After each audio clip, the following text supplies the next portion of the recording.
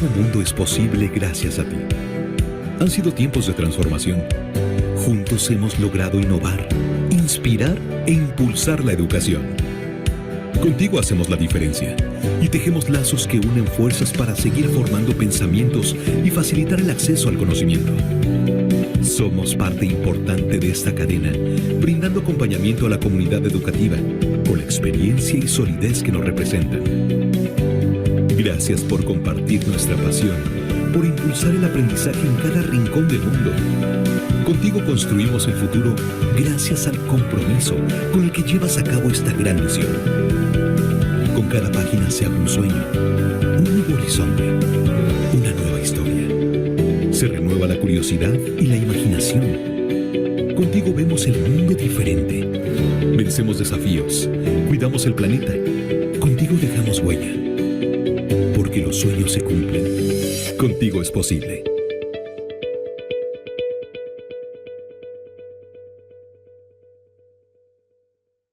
Hola, ¿qué tal? Buenas tardes. Pues para nosotros es un gran honor estar con ustedes el día de hoy. Les agradecemos mucho su puntualidad, su asistencia y su interés sobre todo para poder continuar con este camino del docente que es de formación continua, como ya lo sabemos. Entonces, pues van a ver que el día de hoy vamos a poderles compartir temas de sumo interés y sobre todo de muchísima utilidad que les va a ayudar sin duda en su quehacer diario, ¿no? Sobre todo con un tema tan emocionante, pero a la vez tan complicado a veces de poderlo llevar al aula como es la lectura. Entonces, pues muchísimas gracias. Me voy a permitir presentarles a las especialistas que tenemos con nosotros el día de hoy. Tenemos un panel de lujo, de lujo. Entonces, les voy a presentar a nuestras invitadas. Les quiero presentar a la doctora Celia Díaz Agüero, quien ha realizado sus estudios de maestría en ciencias, pero con especialidad en educación, en el Departamento de Investigaciones Educativas del Centro de Investigación y Estudios Avanzados del Politécnico Nacional. En esa misma institución, en el Politécnico, obtuvo el doctorado en ciencias con especialidad en investigaciones educativas, ha colaborado en diferentes equipos de investigación, en CONACYT. Actualmente es investigadora y titular del Centro de Lingüística Hispánica del Instituto de Investigaciones Filológicas de la UNAM y ha participado también como ponente en numerosos congresos internacionales. Pues con ese currículum ya se imaginarán en qué no ha estado nuestra querida Celia, y pues hoy tenemos el gustazo de tenerla aquí con nosotros. Bienvenida, Celia. También nos va a acompañar Maite, y Maite tiene más de 20 años de experiencia en el sector educativo, en áreas de investigación en literatura infantil y juvenil, en lengua escrita, en formación de docentes. Obtuvo una maestría en lectura y escritura en la Universidad Pedagógica. También ha tenido la licenciatura en letras en la Universidad Católica Andrés Bello y su amplia experiencia docente en diversas universidades como en Simón Bolívar, en la Universidad Metropolitana, Universidad Católica Andrés Bello, Autónoma de Barcelona, Banco del Libro, Universidad Central de Venezuela, todo esto en Caracas. Y en Bogotá, pues ha tenido experiencia docente en la Nacional, en la Universidad Nacional, y en Venezuela, en la Universidad del Carabobo, en Valencia. Y pues su amplia experiencia laboral, pues nada más les quise dejar aquí una probadita con la CERLAL, que todos sabemos que es pues un ente tan importante para estos programas, no solo educativos, sino de lectura. Hay mucho trabajo que se hace respecto a esto. Entonces, pues para nosotros es un honor tenerlas con nosotros. Vamos a tener una invitada especial de última hora. Entonces, pues voy a permitir que nuestra invitada, Tsitsiski Olivares, pues se presente de voz propia, para que ella les cuente un poquito, pues, quién es, qué ha estudiado, y que a partir de esto, pues, nos demos ya el tiempo de comenzar, porque nos quedan 1 hora y un poquito más de esta conversación tan interesante. Adelante. Perfecto. Bueno, me presento muy rápido para que no perdamos más tiempo en eso. Bueno, yo soy licenciada en letras, después hice una maestría en lingüística hispánica y en un resumen muy breve me he dedicado a la elaboración de materiales educativos, especialmente libros de texto relacionados con la adquisición de la lengua oral y escrita. Entonces, pues aquí estoy con mucho gusto con ustedes. Nos veremos. Miren, lo que les vamos a presentar hoy es una reflexión sobre cómo mejorar la experiencia lectora de mis estudiantes. Yo sé que originalmente decía competencia, pero pensando después y a la hora de ir elaborando la presentación nos dimos cuenta que era mucho mejor hablar de experiencia en dos sentidos. Experiencia como cuál es la vivencia que tienen en el momento de formarse como, como lectores, como lectoras, y también experiencia como conjunto de conocimientos acumulados. Entonces, bueno, más bien queremos reflexionar sobre esto. ¿Cómo puedo mejorar la experiencia lectora de mis estudiantes?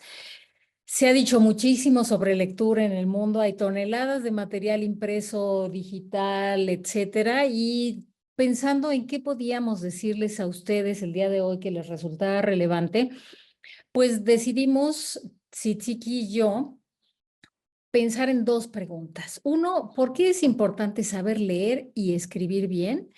Y la segunda pregunta es cómo se puede favorecer un mejor aprendizaje. Cada una de nosotras va a hablar de una de las dos preguntas. Y agregué escribir porque quiero partir de la idea de que escritura y lectura son un binomio que interactúa fuertemente y que es muy difícil pensar en que alguien pueda aprender a leer sin involucrarse con la escritura en muchos niveles, no porque todos tengan que escribir libros, sino porque todos hacemos notas y a la hora de hacer notas reflexionamos sobre lo que leímos, hacemos nuestros apuntes, marcamos los libros a veces no, etcétera. Entonces, por eso leer y escribir, las dos cosas. Yo quisiera que se tomaran 30 segundos solo para pensar un poquito en cómo les gustaría que leyeran y escribieran sus estudiantes. ¿Cómo será? 30 segundos. Yo me voy a mantener callada después de dar algunos ejemplos. Hay quien dice, yo quiero que lea bien en voz alta, yo quiero que lea 30 palabras por minuto, quiero que lea y que sea crítica frente a las cosas que lee, no sé. Ustedes piénsenlo medio minuto y yo continúo. ¿Ya tienen alguna idea en su cabeza? Yo quiero que vean esta foto. Quiero empezar con esta foto porque me gusta mucho y porque quiero que veamos todo lo que se puede pensar a partir de una fotografía. En el centro de la foto hay una niña que tiene un libro y es muy interesante lo que estaba ocurriendo en esa escuela porque había una función de títeres. Yo estaba ahí viendo también los títeres con los niños y de repente me di vuelta y vi que esta niña abrió el libro y como imán, estos dos chicos rápidamente centraron la mirada. Este que está acá arriba también quería porque vio movimiento y no sabía qué estaba pasando. Este chiquito que está en el lado derecho de la pantalla con la chamarrita de las calacas, pues se estiró todo lo que pudo, pero quiero que vean cómo a pesar de que todos estaban metidos en una actividad que les parecía muy interesante como una función de títeres, el hecho de los universos que te puede ofrecer un libro atrae a los niños y a las niñas de manera que no tenemos que estar pensando en motivarlos. Ellos están motivados, ellas están motivadas. Lo que necesitamos es ayudarles a descubrir cómo funciona eso. Bueno, quería nada más esa foto para que vean cómo muy naturalmente en el momento en el que un libro se abre, se jala la atención. Para contestar esa primera pregunta de por qué es importante saber leer y escribir, yo quiero referirme a 3 puntos muy específicos. aspectos. Uno, ¿qué conocimientos se requieren en la actualidad para enfrentar los retos de la vida contemporánea? Otra es cómo estamos en términos de lectura y qué necesitamos transformar. Entonces, vamos a partir de del primer cuestionamiento y también voy a poner una fotografía que nos ayuda a entender mucho las demandas que actualmente tenemos que enfrentar con respecto al conocimiento de la lengua escrita. Miren, tenemos una pantalla que nos habla de los emojis y si son o no un nuevo lenguaje. Tenemos acá a una, dos personas, tres personas que están mirando una pantalla que está acá arriba y el resto de las personas están viendo sus celulares. Entonces, aunque estén en una situación de espera en un banco, están con toda la atención puesta en el lenguaje escrito y están haciendo cosas muy distintas. Entonces, es importante ver cómo el lenguaje escrito no solo es el de la literatura y los cuentos y las cosas para aprender que conocemos en la escuela, etcétera, sino que además para resolver muchas cosas de la vida cotidiana necesitamos el lenguaje escrito. Hay dos personas levantando la mano. No sé si son preguntas o si tienen problemas técnicos. Al final vamos a dejar un espacio para las preguntas. No sé si alguien puede o si pueden escribir en el chat si es que tienen alguna dificultad técnica o una tercera persona. Bueno, ¿qué necesitamos? Aquí es muy importante hacer una reflexión sobre esto. A ver, ¿qué necesitamos en un mundo en donde el lenguaje escrito está presente en muchísimas de las actividades que hacemos cotidianamente?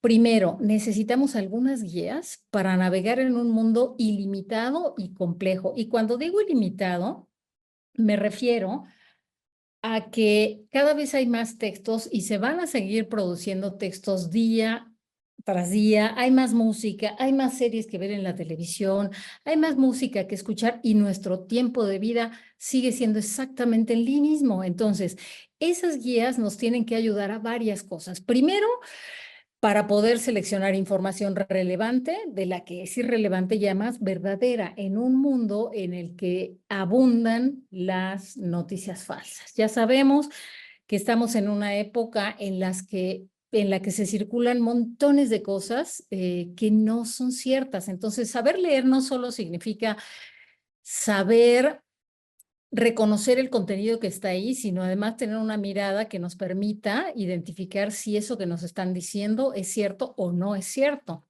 Necesitamos además pues muchas pautas para poder identificar mensajes que pueden ser potencialmente peligrosos. Y esos pueden ser desde las más inocentes, desde los más inocentes mensajitos que tú abres, contestas y te hackean el teléfono, te suplantan la identidad, te roban tu información. Entonces necesitamos como buenos lectores en esta época tener pautas para identificar eso. ¿Qué más necesitamos? Necesitamos tener indicios, sobre todo quienes estamos en la docencia, para poder identificar textos que han sido elaborados por personas y distinguirlos de aquellos que han sido elaborados con apoyo de la inteligencia artificial. El otro día escuchaba a un estudiante de cuarto diciéndole a su hermanita de segundo, no te preocupes por la tarea, pídesela a la inteligencia artificial. De todas maneras, la maestra no se va a dar cuenta. Entonces, estamos en un mundo en donde tenemos que incrementar muchísimo nuestros recursos como lectoras, como lectores, para poder tener una buena guía en este mar de textos que circulan. ¿Qué más necesitamos? Necesitamos tener mecanismos de autorregulación para dosificar el tiempo que pasamos frente a las pantallas. Hay ya estudios distintos que hablan de que los chicos, las chicas que pasan muchas horas en pantalla, 2 horas de pantalla es mucho ya para un estudiante de 6 o 7 años, tienen un retraso en el desarrollo del lenguaje. Su vocabulario es mucho más limitado que el de quienes en lugar de estar viendo las pantallas están leyendo. Entonces, bueno, ese es un punto que hay que hablar con las familias también para que enseñen a sus hijos, a sus hijas a autorregularse con este tema de pasar horas y horas y horas frente a la pantalla. Bueno, el mundo es bastante más complejo de lo que era hace, ya no digamos 20 años, hace 10 años. Es mucho más complejo el panorama. Entonces, la escuela tiene que estar muy al día y muy sintonizada para poder ofrecer a los estudiantes la formación que demandan para enfrentar los retos de la vida cotidiana.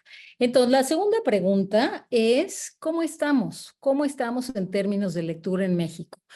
Yo voy a hacer referencia muy veloz a los estudios de PISA y voy a hacer referencia a estas evaluaciones internacionales porque en este momento son las únicas que tenemos que nos ayuden a entender cómo está el sistema en el país. Entonces, si quieren más información, aquí hay una referencia, imagino que probablemente esta presentación quedará grabada. Pueden buscar en la OCDE información sobre esta evaluación y ahí están todos los resultados, incluso hay bases de datos, hay un montón de tablas muy interesantes que pueden ver, porque PISA no se reduce a decir, uy, salimos peor que Brasil o peor que Argentina o estamos mejor que Uganda. De eso hay mucha gente que se ocupa. A mí lo que me interesa es otra cosa que tiene que ver con algo mucho más útil para pensar la educación, que es ¿qué es lo que PISA evalúa y para qué nos sirve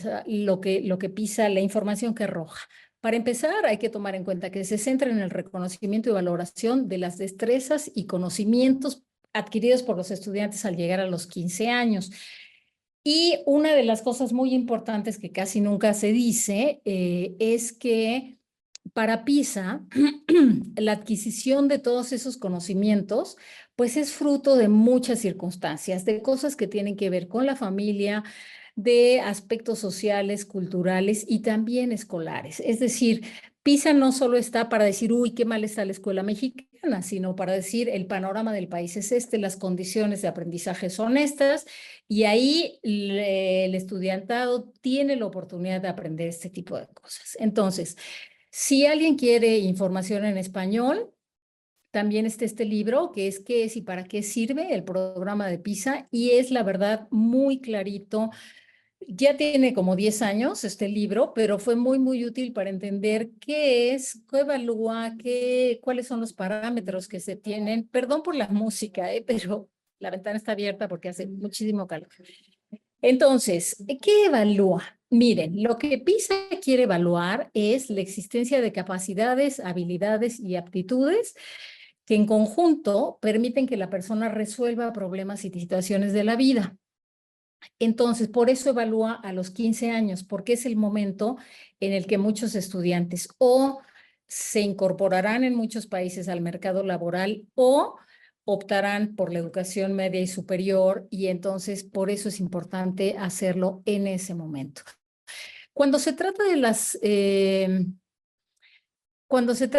evaluaciones, de lectura, lo que PISA revisa es qué capacidad tienen de recuperar información, de interpretar textos y de reflexionar sobre su contenido. Entonces, yo les voy a presentar pero muy rápido los dos polos. El nivel 5, PISA establece 5 niveles. Los que están muy, muy alto son estudiantes que pueden manejar información difícil de encontrar en los textos con los que no están familiarizados, que muestran una comprensión detallada de dichos textos y que pueden inferir información del texto que es relevante para resolver un reactivo. También son estudiantes que pueden recurrir a conocimiento especializado y que pueden evaluar críticamente los textos que leen y establecer hipótesis. Están aquí los otros 4 niveles que van un poco más hacia abajo. Déjenme decirles algo. En este nivel 5, de la población mexicana, únicamente el 1% logró ese nivel. El 1%, Uno de cada 100 niños fue capaz de contestar la evaluación de esta manera. El nivel 4, bueno, van cada vez más abajo, ¿no? Pueden resolver reactivos difíciles, como los que piden ubicar información escondida o interpretar significados a partir de las sutilezas del lenguaje, y pueden evaluar críticamente el texto.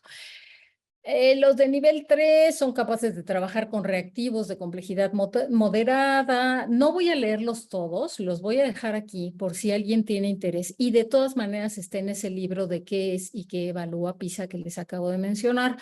El nivel 2, bueno, pues ubican información directa, hacen inferencias sencillas, identifican lo que significa una parte bien definida del texto y utilizan algunos conocimientos externos para entenderla. Acá se pone más difícil la cuestión.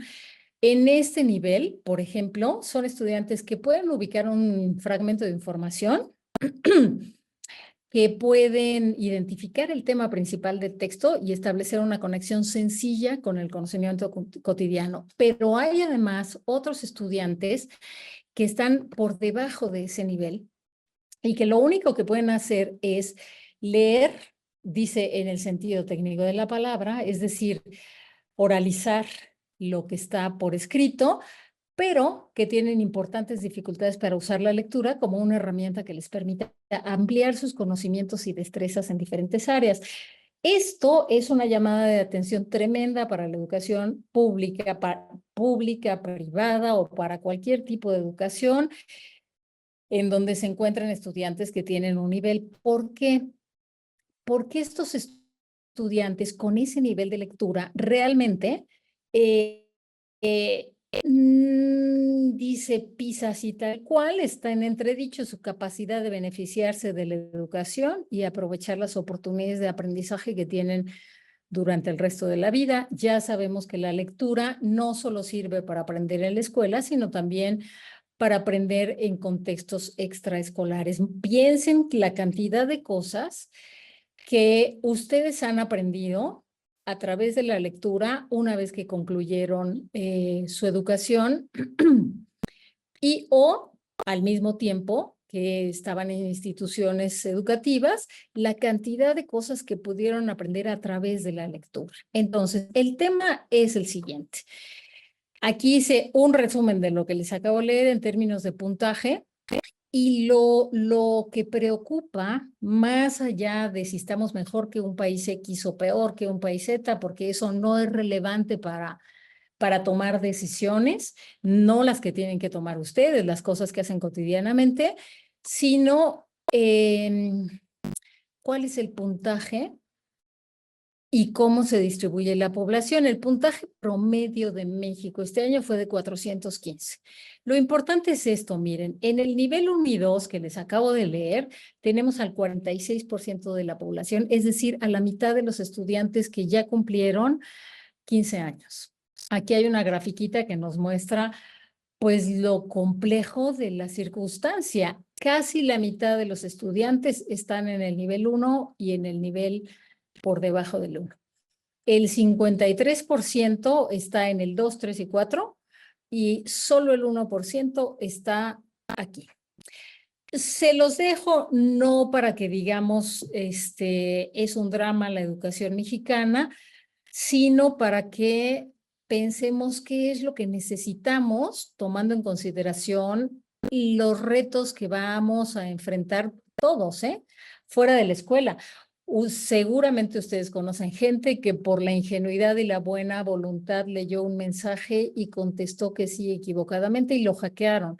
Seguramente han llegado a algún banco y han visto las dificultades que algunas personas tienen frente a la cantidad de mensajes que salen en el cajero automático antes de que uno pueda decir lo único que quiero es sacar 200 pesos. Te preguntan si quieres un crédito, si quieres donar, si quieres no sé qué, y hay gente que no puede leer rápidamente todo con la precisión que se requiere para decir esto no, esto no, esto no, esto sí, ya, quiero 200 pesos, adiós. Y hay gente que tiene que pedir ayuda y eso también la coloca en una situación de vulnerabilidad.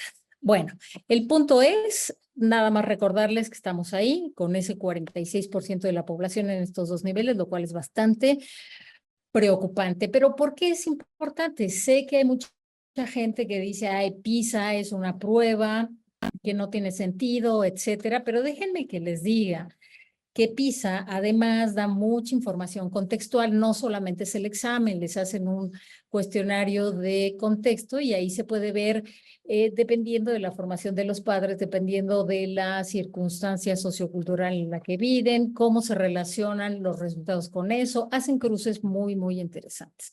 ¿Por qué es importante conocerlos? Primero, porque los resultados de esas pruebas ofrecen información muy importante para tomar decisiones y políticas públicas necesarias para mejorar los niveles educativos y también porque dan idea de cuál es el papel que el sistema educativo juega en una parte crucial del desarrollo social, que es cómo puede la escuela equilibrar las oportunidades que tienen los estudiantes. Muchos de esos estudiantes vienen de contextos complejos en los que no han tenido acceso a la cultura escrita y la escuela es la que tiene que jugar ese papel en donde puedan tener esa apertura a ese universo que ofrece la lectura, como en esa fotografía cuando la niña abre el libro, todas las miradas jalan hacia la posibilidad de encontrar cosas fantásticas. La escuela tiene que darles la oportunidad de poder desentrañar el significado de los textos que van a encontrar por la vida. Entonces, el último punto que quiero tocar, antes de que Sitchiki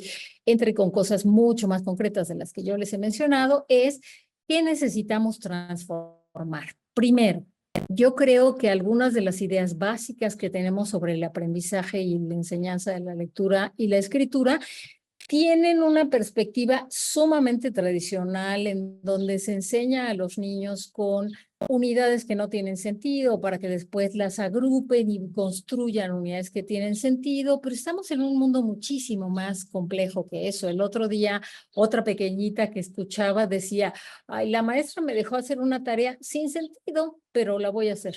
La tenía clarísima y lo que tenía que hacer era una plana de oraciones. Y ella misma decía, una tarea sin sentido.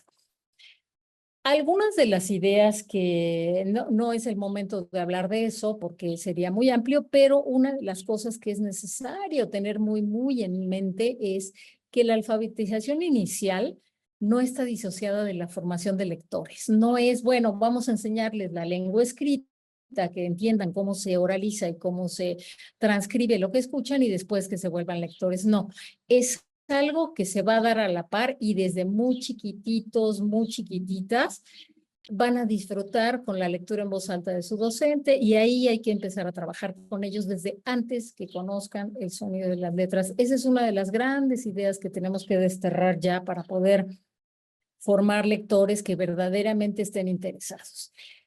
Otra cosa que es muy, muy importante es que cada docente sea un modelo de lectura para sus estudiantes, no solo porque lea bien en voz alta, porque se emocione con los textos, sino porque además pueden compartir las experiencias en términos de llegar y decir, pues leí en un periódico tal cosa. Pues me encontré con un libro de poesía fantástico, pues descubrí en un libro que los marsupiales tienen tales características. Compartan sus experiencias lectoras con los estudiantes, porque si ellos y ellas ven que ustedes leen, se van a interesar también en ser lectores. Y bueno, esto, que compartan sus actos de lectura y escritura, voy a darle la palabra a Sitchiki y si quieren después podemos dejar tiempo para preguntas. Entonces Sitchiki va a hablar de cómo se puede favorecer un mejor aprendizaje. Muchísimas gracias. Gracias, Celia. Bien, pues vamos a tratar de no asustarnos demasiado con todos estos resultados y pensar mejor cómo lograr transitar por todos esos niveles, cómo obtenemos mejores resultados nosotros en la escuela. Ustedes como docentes, ¿qué actividades, trabajos, reflexiones pueden llevar a cabo de manera específica dentro del aula, dentro de sus comunidades escolares, para que los estudiantes aprendan mejor? Si tú la estás controlando, ¿verdad? La puedes... Sí. Ajá, a la siguiente. Entonces yo les voy a hablar muy, muy brevemente, porque tenemos poquito tiempo, 3 puntos muy específicos.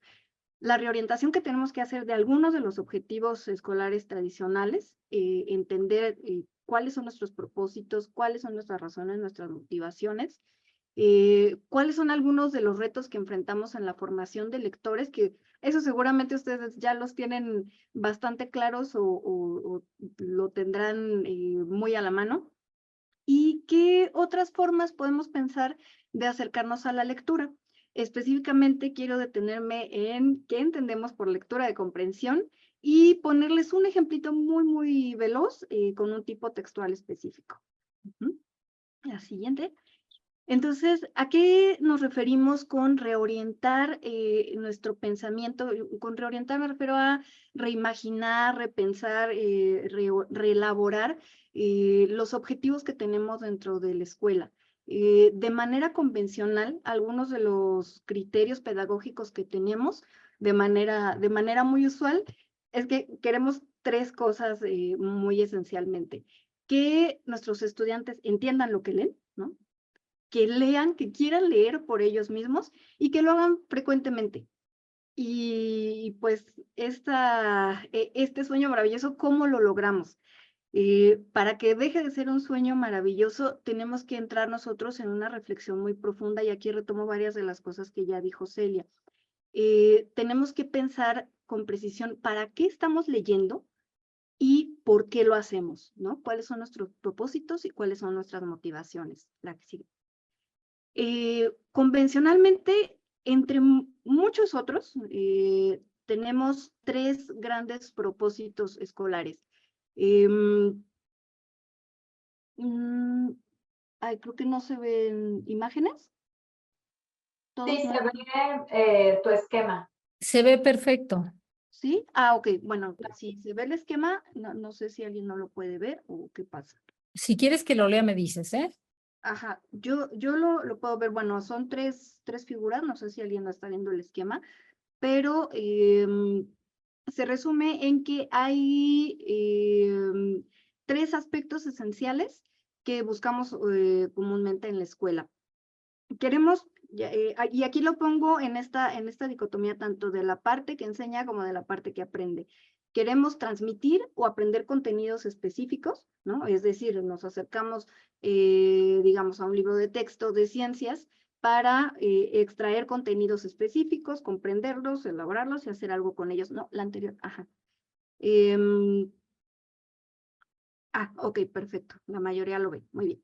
En segundo lugar, muchas veces cuando nos acercamos no a textos conocidos comúnmente como informativos, sino a textos literarios, lo que queremos es muchas veces transmitir o leerlo para encontrar una moraleja o un valor, ¿no? Es muy común esto de los libros de valores o pues qué enseñanza te dejó esta historia. Es muy común que ese sea uno de los objetivos que tratamos de alcanzar. Y en la base de todo esto es que queremos evaluar el conocimiento de nuestros estudiantes y que nuestros estudiantes saben que van a ser evaluados eventualmente.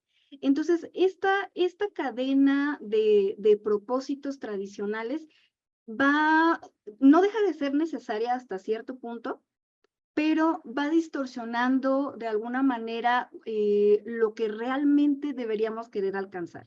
Y ahora vamos a eso. Por la siguiente, por favor. Por favor. Ajá.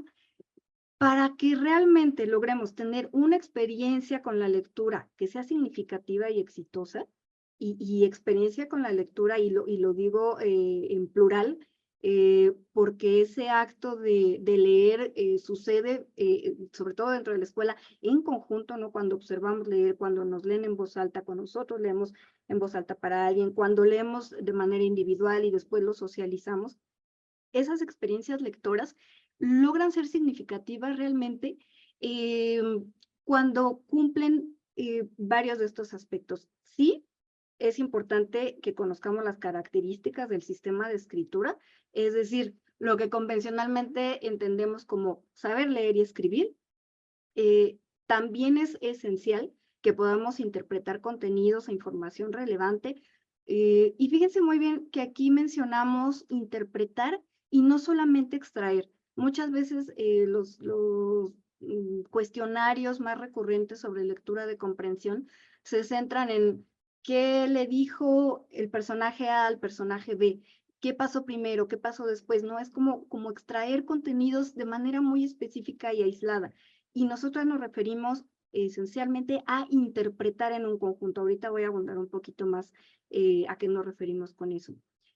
Al igual que es importante este conocimiento y esta interpretación, también es importante que los estudiantes reconozcan los distintos tipos textuales, pero de la misma manera hay que encontrar con ellos espacios de gozo, es decir, espacios donde ellos disfruten de leer no solamente textos literarios, sino también encontrar información, realizar nuevas indagaciones, explorar materiales distintos a los que nunca pensarían en acercarse, observarlos de manera libre, ¿no? Sin que piensen que en algún momento van a ser evaluados por eso, y también que puedan encontrar un lugar donde cuestionar esos textos, ¿no? Muchas veces también está pues este lugar de oro donde ponemos al libro, por ejemplo, que es como el tipo de texto más relevante, o que tenemos arriba de la jerarquía. Y muchas veces lo que dice el libro, esa es la verdad, ¿no? Es lo que no se puede cuestionar. Y no, hagamos que lo cuestionen, que dialoguen, que busquen nuevas miradas y nuevas interpretaciones. Entonces, tratar de ir con una mirada fuera de lo que hacemos comúnmente en la escuela va a ser el primer paso para acercarnos a una lectura de comprensión realmente significativa. La siguiente. Y una pregunta que parecería muy evidente es preguntarnos por qué leer. Y solemos decir que leer es bueno, ¿no? Todos en teoría o en la base estamos muy de acuerdo con que leer es bueno, con que queremos que nuestros estudiantes lean, con que si alguien acostumbra a leer mucho es algo muy positivo. Y pues leer, podríamos decir que no es bueno por sí mismo, no podemos calificarlo como bueno por sí mismo. Es bueno únicamente si nos permite, sí, conocer el mundo, ¿no? A través de contenidos específicos, pero también resolver problemas, pero también reflexionar sobre los fenómenos del mundo, ya sean sociales, psicológicos, físicos, naturales, políticos. Si nos permite establecer también otras relaciones con los demás y con otros seres humanos, con nuestro entorno, ¿no? Con el medio ambiente, con los seres vivos, con otras comunidades, con otros países. Establecer ese tipo de relaciones es lo que a lo que nos va a llevar una lectura realmente positiva, realmente significativa. También consideramos esencial que una buena lectura es aquella que forma un lector que es capaz de moverse en distintos espacios, y distintos espacios nos referimos tanto a espacios físicos, es decir, que yo pueda tomar un autobús en una ciudad donde no conozco la ciudad, pero que puedo leer los letreros hacia dónde me va a llevar, que puedo leer una guía de mano y moverme en un espacio físico, recorrer por primera vez un museo gracias a esa guía o a los letreros, no, antes, ajá. Pero también en espacios, por ejemplo, en un espacio virtual, ¿no? Cuando tenemos la pantalla bueno, si ustedes han tenido que hacer declaración de impuestos, que es uno de mis ejemplos favoritos más odiados, a la hora de entrar al portal del SAT, ¿qué ves primero? ¿Qué ves después? ¿Dónde escribes? ¿Dónde guardas un link? ¿Dónde te vas a ir a otra página? Entonces, todas esas son interpretaciones. Por ahí dice Griselda, una persona que sabe leer difícilmente se perderá. Si la lectora es realmente esto que nosotros nos referimos como una lectura comprensiva, ¿no? Que le permita hacer todas estas asociaciones. Si nos quedamos, como mencionaba Celia hace un momento, si nos quedamos en esta idea de que está separado el conocer el funcionamiento del sistema de escritura, leer y escribir es una cosa y formar lectores es otra, ahí ya nos perdimos, ¿no? Se empieza a desvincular y no podemos desvincularnos. No nos basta con enseñar a leer y escribir, sino tenemos que formar lectores integrales en todo el sentido de la palabra.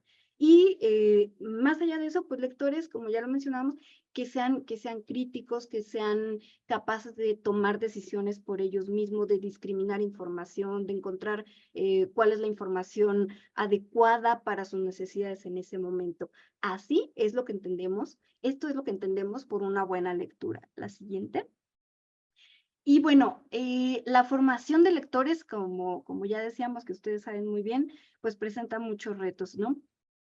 Por ejemplo, ¿qué hacemos? Leemos para ellos en el aula, por ejemplo, pensando, creo que aquí hay varios docentes también de preescolar y seguramente quienes estén en primaria también tendrán muchos estudiantes que todavía pues no lean de manera convencional. ¿Qué hacemos? ¿Leemos con ellos o para ellos? ¿Es lo mismo leer en voz alta o leer en conjunto, ¿no? O es posible que aunque no lean de manera convencional, unos chiquitos de segundo de preescolar puedan leer ellos solitos? ¿Será posible? Y luego, ¿qué les leemos? ¿Cómo escogemos un texto de calidad? ¿Cómo sabemos que un libro, un documento, un folleto, cualquier texto es el adecuado para ellos? ¿En qué nos tenemos que fijar? ¿Cómo sabemos si es adecuado, si es relevante, qué voy a poder hacer con él, cómo lo van a recibir? ¿Cada cuánto les leo? ¿Tengo que leerles 20 minutos al día? ¿15? ¿5? 2 horas, ¿cuánto tiempo lo hago? ¿No? Y una vez a la semana, una vez al mes. Y pues la pregunta del millón, ¿cómo saber si están entendiendo lo que leen? Bueno, todos estos retos, pues no nos da la vida en este momento para resolverlo. Tenemos aquí con Castillo un material que pues tienen ustedes una parte de la primicia, que es este libro de texto que elaboramos nosotras, que es el libro de Explora, Descubre el Mundo del Lenguaje, donde abordamos de manera muy clarita, con muchas orientaciones didácticas, cómo pueden abordar todas estas. Entonces, quiero darles nada más unos pequeños adelantos, consejos, para que ustedes sepan más o menos por dónde ir. La siguiente. Vamos a hablar ahorita, en los poquitos minutos que nos quedan, de algunas formas distintas de acercarnos a la lectura, para que ustedes sepan como cuál es esta perspectiva de trabajo que estamos ofreciendo desde Explora y desde Castillo. Y para empezar, ¿qué es la lectura de comprensión?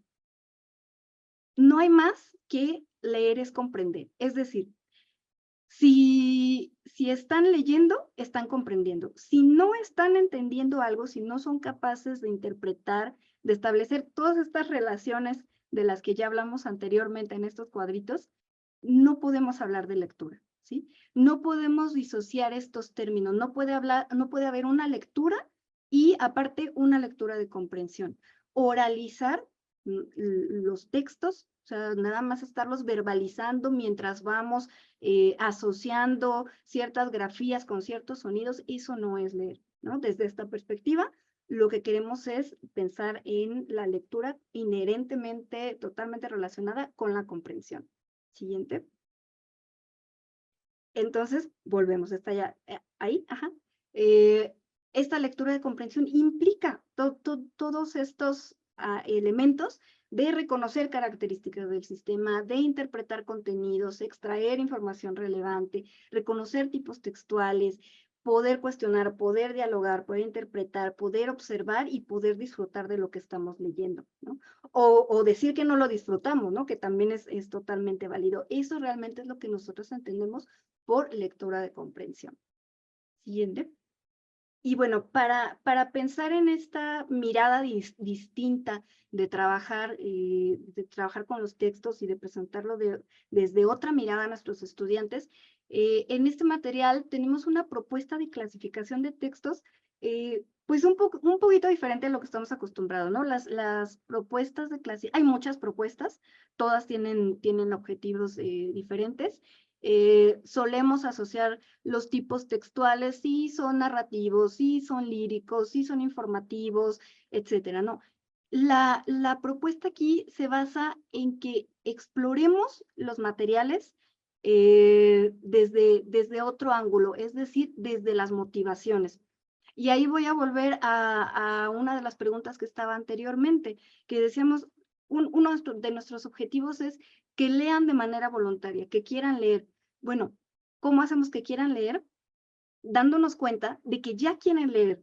La cosa es cómo asociar ese deseo y esa voluntad fijándonos en las motivaciones que tienen para hacerlo. Entonces, muchas veces nosotros, por ejemplo, en el ambiente escolar, decimos, bueno, pues hoy toca trabajar la narración y vamos a trabajar con cuentos y leyendas tradicionales, ¿no? Mitos y leyendas, por ejemplo, la tradición oral. Y buscamos que trabajen pues en dónde se desarrollan, cuál es el contexto social, histórico de esa narración, y nos enfocamos en eso.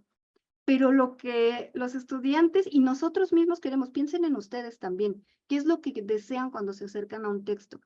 Cuando nuestros estudiantes se acercan a una leyenda, no quieren, de primer lugar, entender todas estas series de estructuras e información que nosotros queremos que busquen. Lo que quieren es emocionarse, lo que quieren es sentir, lo que quieren es asustarse, lo que quieren es imaginar qué hay detrás abajo de esa barranca o detrás de la puerta.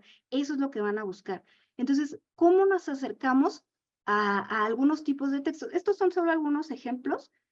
Ustedes pueden meter dentro de esa clasificación todos los que consideren adecuados, pero por ejemplo, ¿por qué motivo nos acercamos a los cuentos, a la poesía, a los libros, algo? Porque queremos sentir, porque queremos imaginar. ¿Por qué nos acercamos a leer la biografía de alguien famoso? ¿Por qué nos acercamos a una revista en específico o a notas de enciclopedia? Notas de enciclopedia le resumimos así una diversidad de textos informativos, porque queremos saber algo, queremos resolver un problema, queremos averiguar algún dato específico o o de qué trata un fenómeno en particular. Sí, va a haber un tiempo final para preguntas, por eso voy corriendo. Ahorita voy con mapas y guías y por ejemplo, también a veces nos acercamos a ciertos tipos de textos para hacernos más preguntas. A veces no para resolverlas, sino simplemente para pensar, que es algo ahí de la naturaleza de los seres humanos, que es preguntarnos sobre el mundo. Entonces, les voy a dar en 2 minutos un ejemplo un poquito específico. La siguiente, por favor. Ajá. ¿Cómo trabajamos este tipo textual? Por ejemplo, en Explora, en el material que les comentaba de Explora, están todas nuestras orientaciones didácticas muy específicas, donde no nada más trabajamos lectura, sino también muchos procesos de escritura. Y, por ejemplo, una propuesta, aquí hay un resumen de la propuesta de mapas y guías, que no solo son los mapas, sino también el Waze, el Google Maps, croquis, guías de museo, cualquier tipo de guía que podamos observar. También a ese tipo de materiales nos podemos acercar con un propósito recreativo o creativo. Tenemos en cuenta, en primer lugar, que no solamente lo utilizamos para ubicarnos en el espacio, sino que son realmente una manera de estructurar un tema, ¿no? Una manera de estructurar, de concebir un objeto del mundo. ¿Sí? Es cómo conceptualizamos ciertos elementos y cómo los representamos en el tiempo y el espacio. Todo esto así de abstracto como suena, sí lo es. Comprender el funcionamiento de un mapa es un gran reto conceptual, especialmente para los estudiantes más pequeñitos, pero también para nosotros como adultos. Seguramente más de alguno de ustedes les ha sucedido que van en el carro y van en el Maps buscando una dirección y ya no saben para dónde se tenían que ir. No era allá atrás, pero es que ya no sé si me decía que estaba hacia el norte o hacia el sur. Entonces, todas esas son habilidades que vamos desarrollando con el conocimiento de diversos tipos de textos, ¿no? La siguiente. Entonces, una secuencia didáctica muy elemental es una primera conversación, una puesta sobre la mesa sobre lo que ya sabemos del tema, una exploración de los materiales, una lectura, ¿no? Que no necesariamente es tener, por ejemplo, el mapa en la mano, sino puede haber un texto literario que hable sobre los mapas. Ahora se me ocurre, por ejemplo, hay un texto que me gusta mucho que se llama El hombre que fue mapa, que está muy lindo, que tenía tatuado un mapa en la espalda. Bueno, eran 2 gemelos. Y después una conversación guiada al respecto y luego una escucha y observación para evaluar, más que evaluar, observar qué es lo que está sucediendo en el aula. Y me voy a detener aquí nada más en el punto 4, la siguiente, que es algunos ejemplos de cómo proponemos realizar esta conversación guiada. La siguiente diapositiva. Ajá. Para no pensar nada más en cómo nos vamos de un lado a otro o cuáles son los elementos que estás observando, ¿no? Sino para preguntar a nuestros estudiantes, ¿para qué creen que fue creado este texto?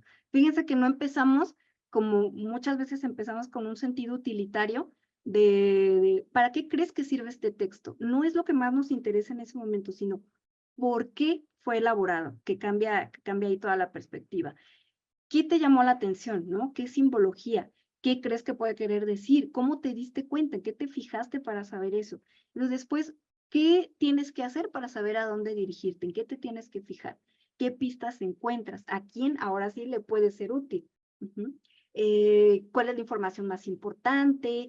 Etcétera. Bueno, es una propuesta que es mucho más amplia de cómo ir guiando la conversación para que la comprensión se dé en esa integralidad, me invento la palabra en este momento, de esa manera integral que mencionábamos hace un momento. ¿Cómo logramos que la comprensión ocurra en distintos espacios y desde distintas miradas?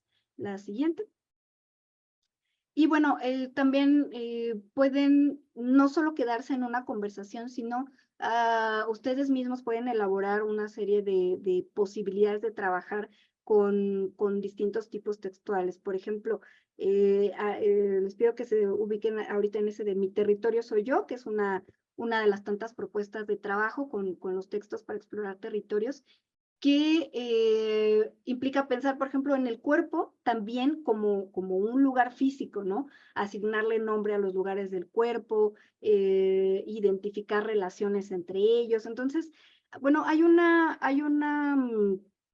posibilidad amplísima de mirar los textos y el acercamiento a la lectura desde otros ángulos, pensando en comprenderlos de una manera integral que permita a nuestros estudiantes relacionarse con los textos y con el mundo, como decía Freire, a la más amplia posibilidad y de la manera más, pues que les permita a ellos enriquecerse de la mejor manera, ¿no? Y compartirlo también.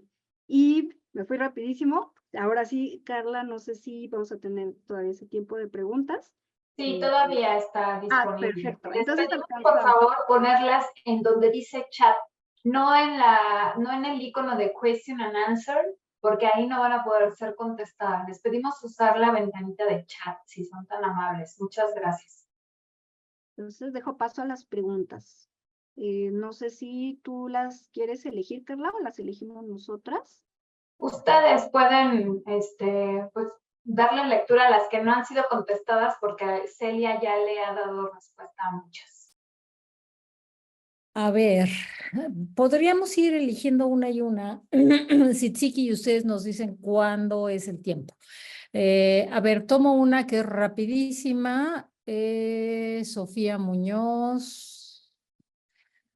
Bueno, a ver, espérenme, es que van muy rápido y ya se me perdieron. ¿Cómo se trabaja la parte estructural de los diversos tipos de textos? Pues es que depende de qué grado escolar estén. No es lo mismo trabajar esa parte. Hoy escuchaba en una primaria que unos chiquitos decían, aprendimos que un cuento tiene un principio, una parte intermedia y un final que siempre es muy emocionante. O sea, sí habían entendido de qué se trataba la estructura, pero de los cuentos, y tenían como esa pequeña estructura sin entrar en más detalle. Pero depende también del tipo de texto y de el grado escolar. Y creo que en la medida en que se trabaje en la interpretación y vayan viendo dónde se puede encontrar información, dónde se puede encontrar la respuesta a ciertas cosas, cómo podemos saber qué relación hay entre la parte inicial de texto y lo que sí o cómo concluye, no necesitamos explicar la estructura primero para después mostrarla, sino más bien entrar a una diversidad de textos y empezar a analizar ahí cuál es el contenido de cada una de las partes, para qué sirve, etcétera. Son respuestas súper rápido, pero bueno, creo que eso, no sé si eso, Damaris, ayuda un poco. Ok, les pediría algo. ¿Le podemos dar pie a la siguiente sección, a Maite? Y ya al final dejamos las preguntas, por favor, para que algunas cuestiones se pueden resolver quizá con el contenido de Maite. Y Ok. si no, con muchísimo gusto vamos a hacer todo lo posible en los tiempos para que ustedes tengan ese espacio y Súper. poder contestar. ¿Les parece? Sí. Muy bien, pues muchas gracias. Maite, todo tuyo el micrófono, querida. Hola, buenas tardes. Buenas tardes, te oímos muy bien. Perfecto. Muy bien, en esta sección vamos a hacer una breve presentación sobre la propuesta de plan lector de Castillo, que se llama Más que libros, y yo le pongo acá una propuesta para vivir la literatura, porque este plan lector está pensado desde el valor que tiene la literatura como texto real. Nosotros sabemos que una de las recomendaciones más frecuentes para acompañar, ayudar a nuestros estudiantes a crecer como lectores es exponerlos a textos reales, es decir, textos que derivan del mundo y que tienen un uso real, concreto en la sociedad y para cada individuo. Entonces, partiendo de la idea de que la literatura es un texto real, que además contribuye a desarrollar aspectos de la sensibilidad del ser, entonces se plantea que la propuesta piensa en la lectura literaria como un elemento que le da forma a la vida. Entonces tenemos que la literatura es fundamental para la nutrición intelectual, emocional y cultural de niñas y niños. Es decir, que no es poco lo que proporciona a los seres humanos en las primeras edades. ¿Y esto por qué? Porque, en primer lugar, fortalece el uso del lenguaje y de todas sus funciones, lo que contribuye al desarrollo del pensamiento. ¿Sí? Todas las formas discursivas pueden estar contenidas en una obra literaria. Y mientras más compleja, por supuesto, mayor será la cantidad de combinaciones. Aquí lo interesante es cómo el acto de leer esa obra literaria nos expone a las funciones más simples y más complejas y propicia también entonces la conversación sobre esa experiencia, lo que vincula con otro nivel de la experiencia de leer, que implica entonces reformular lo que se siente, lo que se piensa y poder expresarlo. Por otra parte, la literatura facilita la disposición para aprender a través de la narración y del discurso poético. Y aquí nos estamos refiriendo a cómo los seres humanos tenemos una afinidad particular con los textos narrativos y en tempranas edades también con los discursos poéticos, y cómo eso nos concentra, llama la atención, nos contiene, nos convoca, y a partir de allí, entonces, tenemos una disposición más abierta a aproximarnos al saber y al conocimiento. Además, la literatura ofrece experiencias vicarias, es decir, que a través del personaje, de los personajes que están construidos con palabras, se activan esas neuronas espejo que nos permiten sentir empatía, emocionarnos, cuestionar acciones, actitudes de los personajes que están allí, y eso, en buena medida, contribuye a que se desarrolle la sensibilidad del lector, porque lo lleva a hacerse preguntas sobre sí mismo, sobre la vida, sobre los otros, y a comprender que hay experiencias que conoce, que ha vivido, que están representadas en esa obra, y que entonces no está solo con esas experiencias, que esas experiencias tienen un sentido. Por otro lado, invita también a hacerse preguntas, ¿sí? Sobre las cosas que aparecen en una obra literaria, pueden sorprender, emocionar, y eso implica entonces hacer cuestionamientos sobre lo conocido, pero también lleva a encontrar respuestas e inquietudes sobre sí mismo, sobre la vida y sobre el mundo. Además, proporciona un encuentro con las formas más elaboradas de la escritura, que son capaces de generar mundos alternos, lo que es importante porque es da la posibilidad de experimentar la literatura como una forma del discurso en la que se evidencia la maleabilidad de la palabra escrita, y cómo esa maleabilidad se termina traduciendo en experiencias emocionales, pero también en experiencias intelectuales. Permite conocer e interpretar experiencias de la vida real a través del filtro de la ficción y el lenguaje artístico. Y en ese sentido, con esto que mencionábamos antes de la neurona de espejo, pero también de la experiencia vicaria, eso permite tener un conocimiento de cosas que pasan en la vida real en distintos lugares del mundo, y vivir a través de eso como la palabra artística le da forma, como la ficción le da una forma a esos hechos reales que hacen que nos resulten cercanas, que las podamos procesar internamente. Y además, la literatura contribuye a restablecer la relación con la lengua escrita, que es una acción fundamental tanto para los estudiantes como para sus adultos significativos, como por ejemplo nosotros que somos docentes. ¿Sí? Entonces,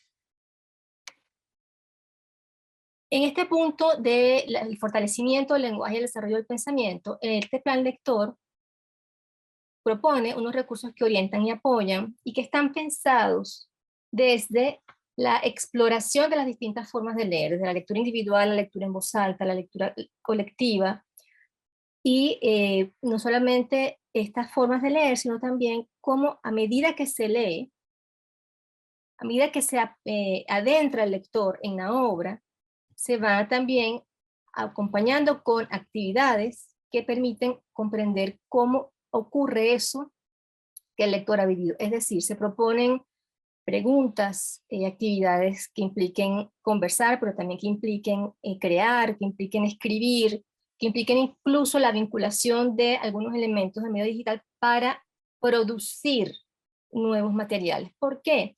Porque la experiencia estética genera en el ser humano la necesidad de comunicarle al otro lo que se ha sentido, sobre todo en la primera infancia. La experiencia de lo poético genera una respuesta poética, y estas guías y estas propuestas que tiene el plan de lectura están orientadas a darle curso a esa necesidad expresiva de lo poético, de lo sublime, de lo superior que vive el lector con la lectura de una obra. Lógicamente, para que todas estas funciones tengan lugar, es importante que los mediadores podamos ir acompañando a nuestros lectores. Por eso es que todas las actividades que se proponen aquí, tanto en las guías como en la ficha, en los materiales impresos, en los materiales medio digital, están pensados para hacer una exploración progresiva de la obra leída. ¿Cuál es la idea acá? Que en primer lugar le demos la oportunidad a nuestros estudiantes de vivir la literatura, de explorar qué es lo que les hace sentir y pensar la palabra literaria. Y luego de eso, entonces, observar, comprender cómo es que eso ocurre, qué es lo que eso, cómo es que eso vive a partir de la estructura de las palabras. Y además, entonces, proponemos conexiones con otras áreas del saber, con otros elementos que permitan crear una red de referentes que se requieren para ir avanzando en la en evolución como lectores, en el crecimiento como lectores.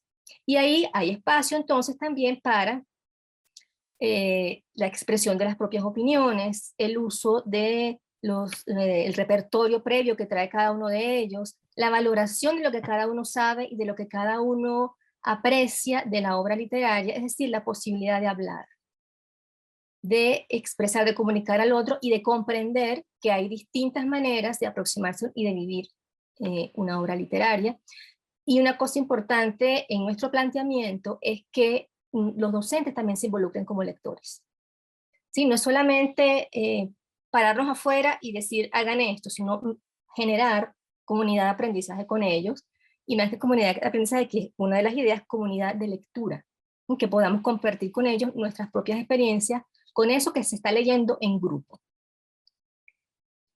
Entonces, les voy a mostrar algunos ejemplos de lo que tenemos acá en nuestro catálogo, Con respecto al tema de la literatura que facilita la disposición para aprender, tenemos este libro, Matemáticas para la Vida, que parte de la necesidad de un grupo de comprender para qué les sirven las matemáticas.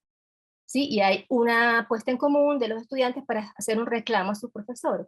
Y entonces se llega a la conclusión de que, bueno, todos tienen que hacer una aproximación diferente, y este libro, que está enmarcado en una historia que ocurre con un grupo de estudiantes en un grado, le da marco a distintas preguntas interesantísimas sobre las matemáticas y su relación con elementos de la vida cotidiana. O sea, por ejemplo, ¿cómo puedes llenar una tina con tus propias lágrimas?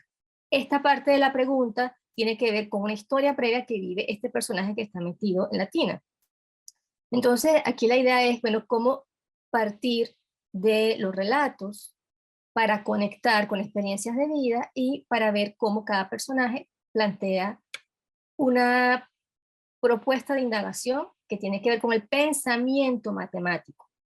Entonces, este es un libro que nos permite la valoración de la diversidad, el desarrollo del pensamiento crítico y el pensamiento matemático, y la creación de comunidades de aprendizaje, porque allí entonces todos están involucrados en cómo se va a organizar la indagación de temas que les interesan para su propia vida, desde su propia percepción del mundo.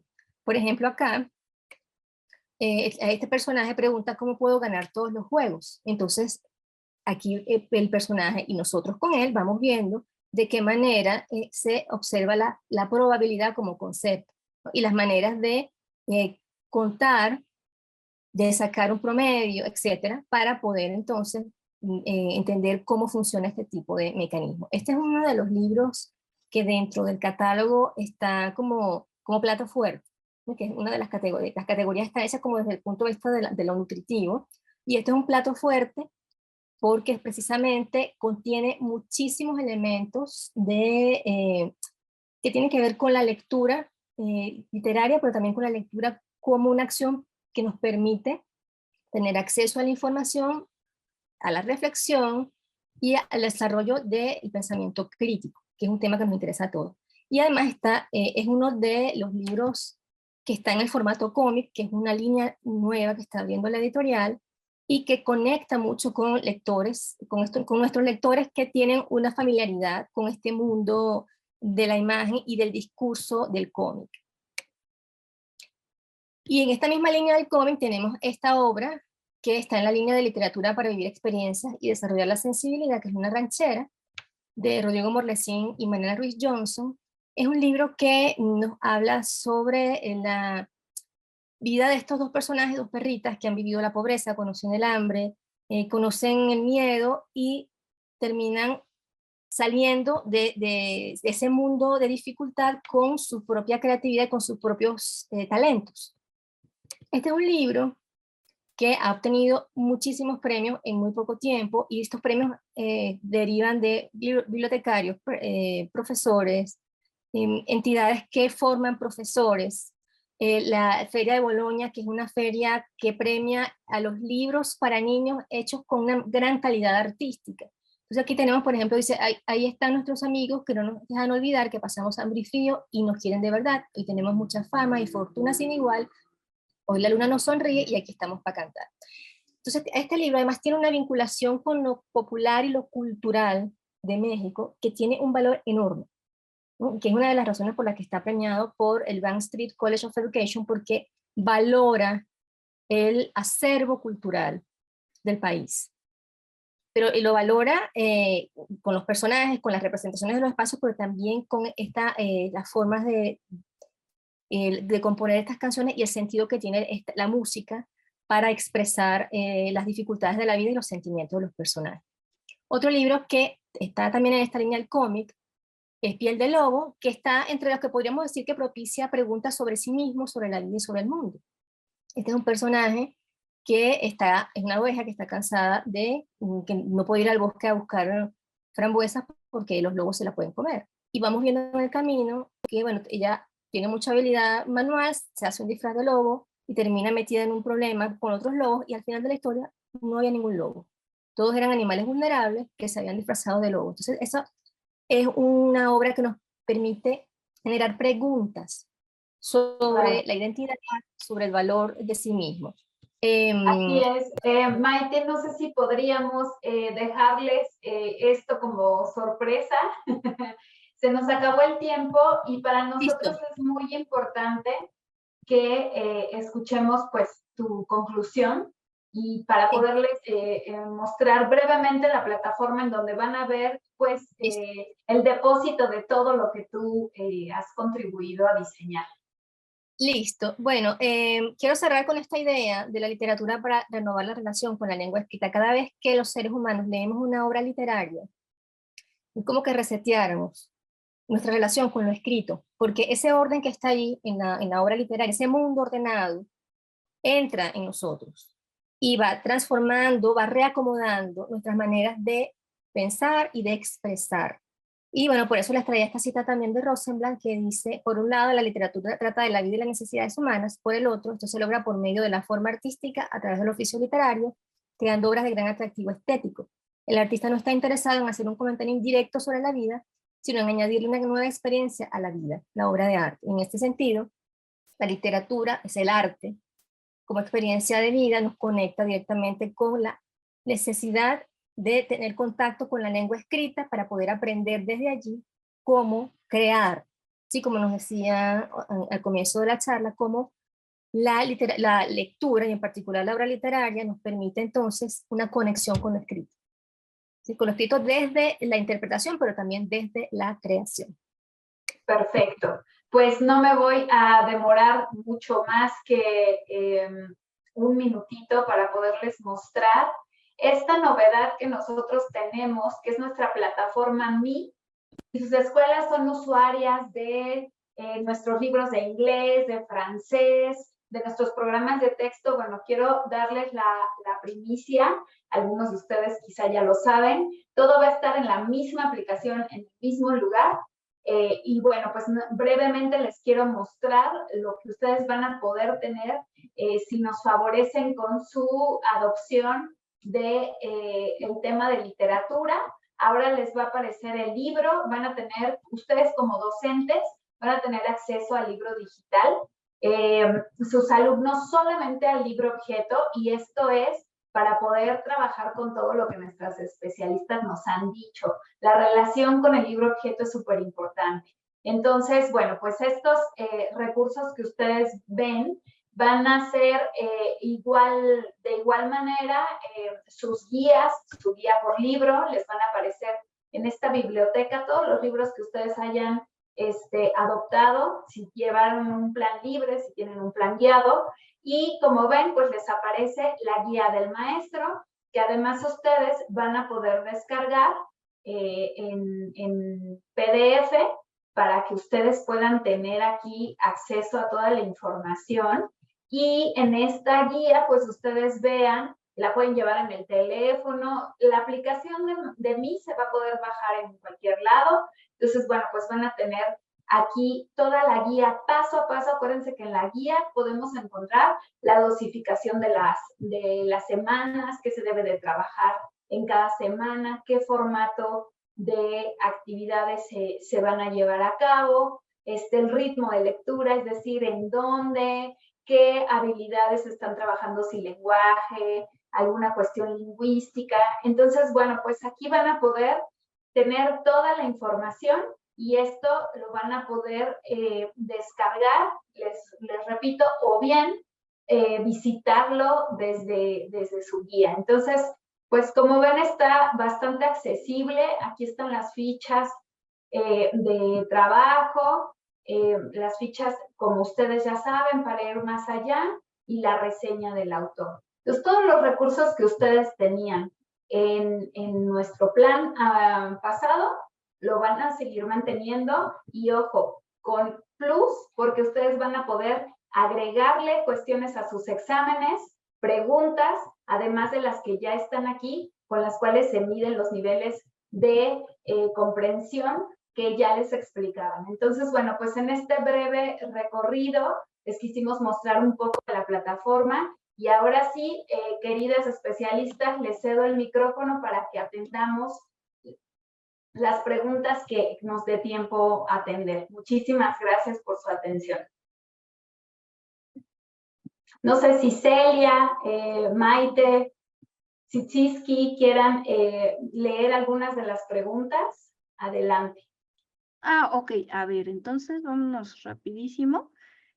Pregunta Carmen, si mejorar la comprensión lectora es a partir de la propuesta que damos en Explora, si las estrategias serían para cambiar el enfoque, a partir de las divisiones de lectura que proponemos.